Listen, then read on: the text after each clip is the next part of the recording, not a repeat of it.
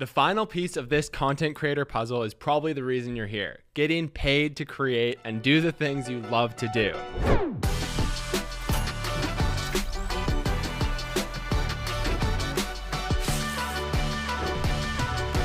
I'll break this lesson into two sections. First, we'll go over the 3 different ways you can get paid to create content. And then we'll discuss how and when to integrate partnerships into your content in a way that feels seamless and your audience will truly enjoy, so they're not just like cringy ads. You can also find a best business practices PDF attached that will cover every extra little detail and help you through any roadblocks you come across through this process. That is attached in the lesson description. Now that you've mastered content creation and you're climbing the algorithm, your time has come to monetize. This can feel pretty overwhelming when you don't know where to start, so I'm going to break down the 3 most common ways creators get paid by brands on TikTok. Number 1, sponsored content.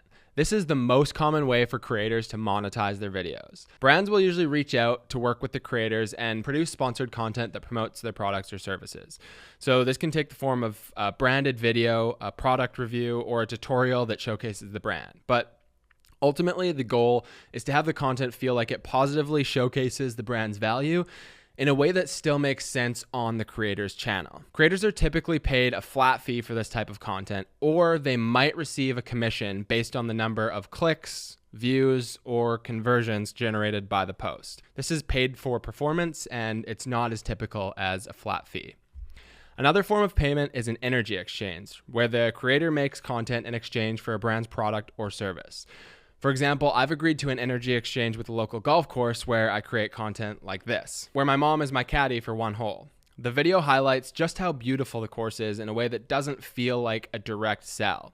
In exchange for these videos, Tower Ranch has offered me a membership that would have otherwise cost me around $5,000. We were able to create an agreement that's mutually beneficial for both of our brands, and it doesn't even feel like an advertisement. Viewers just genuinely enjoy the content. Number 2, affiliate marketing. This is where brands partner with creators on affiliate marketing campaigns. In this type of partnership, the creator promotes the brand's products or services to their followers using a unique affiliate link. Then when a follower clicks on the link and makes a purchase, the creator earns a commission on that sale. There are a ton of platforms that offer affiliate marketing, the largest, most common, and well-known obviously being Amazon. Here's an example of how that works for Meg. She posted this video of Glenn exposing her organization obsession as she sifts through her Tupperware drawer, sorting the lids into a new divider. It was relatable for her audience because most of them have a Tupperware drawer that's overflowing and out of control. But it also introduced them to a solution to this issue in a funny and playful way that was just fun to watch and be a part of. Her followers are able to go to the link in her bio and get one for themselves, paying Meg a commission in the process. Now, obviously, she's not going to make a living selling this one Tupperware organizer, but she doesn't have to. Because whenever someone clicks the link and buys the product, she also makes commission on any other purchases they make in that same visit to Amazon. That could be a blender, a TV, a book, or all 3 of those things combined, and more. Combine that with the fact that Meg will continue creating similar videos for an array of different products, and over time, she will have a very profitable affiliate program. Number 3, brand licensing. This can also be considered a free sample model, and it's a strategy we've used to grow not only as creators, but also as a business. This is where a brand sees a video you've already created on your TikTok featuring their product and offers to buy licensing rights to run it as an ad for their own marketing initiatives. We've done this several times with major brands like Pedialyte, Old Navy, and Lomi, with some deals coming in over $10,000. This is a great way to practice honing your creative skills in a way that can also benefit you in the long run. And if there's a dream partnership you have in mind, it can be an excellent way to get their attention. That covers the main 3 ways we regularly get paid to create content. So let's go over how and when to find your first partnership, starting with how. There are 2 ways you can make this work, the second of which will require a little more salesmanship and pizzazz. Option 1 is build it and they will come route. This is what's worked really well with my golf channel and led to having dozens of different brands reaching out to do business within my first couple months of creating content. Essentially, with this method, you just focus all of your effort on creating the best content possible and growing your audience with no expectation of payment for any of the work that you're doing. As you begin to find your voice and grow an audience, there will be designated employees at brands who reach out with an offer. This may seem too good to be true, but here are a few DMs I've received in the last month to emphasize my point. I didn't contact any of these companies. All I did was make the best damn content I could, and they came looking for me. Option 2 is ask and you shall receive. But if you want to receive, you'll have to have something to give. I would recommend going this route if you already have a brand in mind that you know you want to work with. Whether that be your local golf course in exchange for tee times, or your favorite outdoor brand in hopes of a long-term partnership. Either way, you'll have to show them why it's worth their time and money.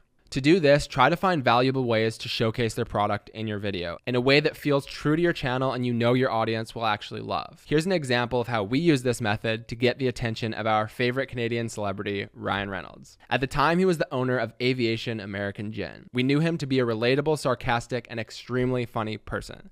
So we thought to ourselves, how can we use Ryan Reynolds' voice alongside our creativity to get his attention? Our area of expertise was in creating ads. At the time, we were doing a challenge where we created them in 24 hours and documented the entire experience. So we decided to use one of his voice clips to build out an ad campaign. The morning after posting it, we had comments from Ryan, his wife, Blake Lively, and his brand, Aviation American Gin. Now, this never materialized into a working relationship with Ryan Reynolds, but it did get us a ton of PR and hundreds of emails from brands literally around the world who wanted to work with us to create ads for them. The lesson here is that often when you go this route, you'll face rejection and things won't go exactly as you planned. But when you put your best work out there and highlight what you're capable of, it's always sure to bring in new opportunities. We've tested and proved this so many times. The other way to use the ask and you shall receive method is exactly as it sounds. Find the right people and pitch your idea. If you're going to try this method, it's important to have a solid presentation prepared, including your objective,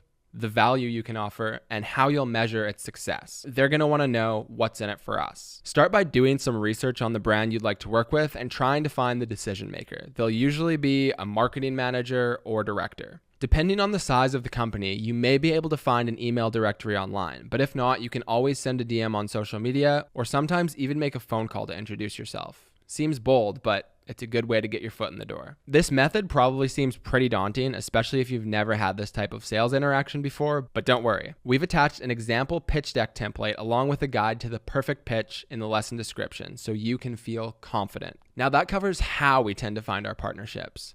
But when is it time to monetize? The answer for this is different for everyone depending on your goals with content creation. If you're just looking for a way to offset the cost of your hobbies as soon as possible, but don't care about a career beyond that, then you can start working in partnerships as soon as you're comfortable with creating the content, which is probably pretty much right now. But if your goal is to have a long-term career and a personal brand within the creator economy, you may want to consider holding off a bit until you've developed a large following, consistent engagement, and a true brand voice. This is the method I've been taking so far on my golf channel. My goal is to eventually create my own clothing line and potentially even a hospitality business in the golf world. So I want to be able to focus on building my brand to be recognizable and consistent, and I feel it's important to have creative control in order to do that. With that being said, I've still been able to offset the cost of a membership and coaching because I found an amazing partnership who understands my vision. And that's something that you can definitely do too. Hopefully with this insight, you're able to determine where you stand. If you're ready to get paid, go get that bread. And if you're holding off for now, I'm so stoked to see where you take your channel. Thank you so much for taking the time to improve your lifestyle and trusting our advice. Good luck out there, my friends. And if you ever need support, make sure you drop into our Facebook group with any questions and inspiration you have to share with the other members of this course. Peace.